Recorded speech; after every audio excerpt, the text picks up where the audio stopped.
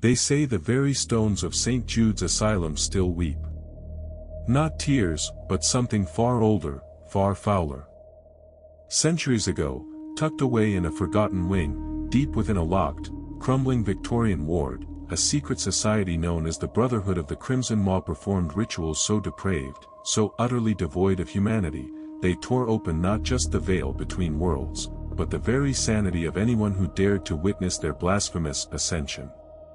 What I'm about to tell you isn't just a story, it's a whisper from the void, a chilling account of what happens when faith turns to bloodlust and desperate men believe agony is the key to unlocking forbidden dimensions. Prepare yourself, for the truth is a feast you never wanted to taste. The Brotherhood believed suffering was currency, each lacerated sinew, each agonizing breath, a down payment for an entity they called the Gatekeeper.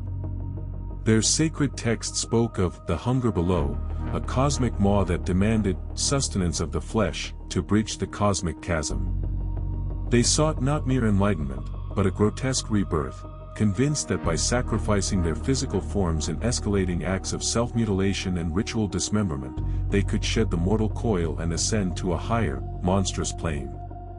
The Asylum, originally a place of healing, became their consecrated abattoir, its isolated wards perfect for their unspeakable acts, away from prying, sane eyes. The night it happened, the air in Ward C wasn't just thick with the stench of iron and fear, but with a palpable wrongness, a vibration that rattled teeth and bone. I remember the guttural screams, not just from the patients brought in for their grisly contributions, but from the brothers themselves, as they twisted their own bodies into grotesque, living sacrifices.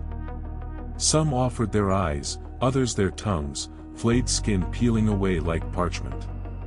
The central altar, a rusted bed frame, pulsed with an unholy energy, and shadows in the corners began to coalesce, not just from the flickering gas lamps, but from something else, something trying to claw its way into our reality, tearing at the very fabric of existence with unseen, hungry talons.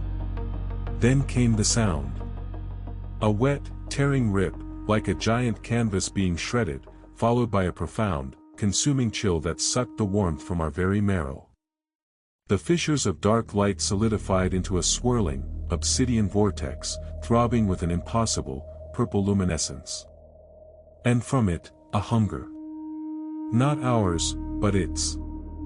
A primordial, ravenous void that manifested as an unbearable psychic pressure, gnawing at our sanity.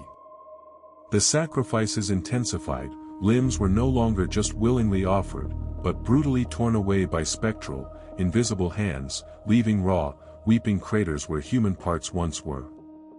We were trapped, consumed by the ritual's insatiable maw, fearing what nightmare would crawl fully through, and what unspeakable fate awaited us, the last morsels left.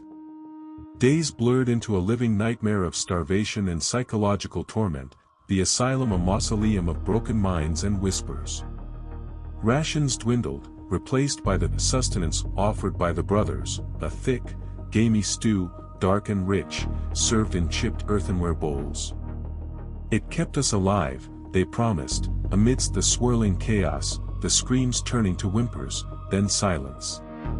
It was only when I found it, clutched in a skeletal hand beneath the splintered floorboards, a tiny locket, tarnished but still holding a faded tintype of my wife, Eliza, and our 2 children, their smiling faces eerily preserved, that the truth curdled my blood.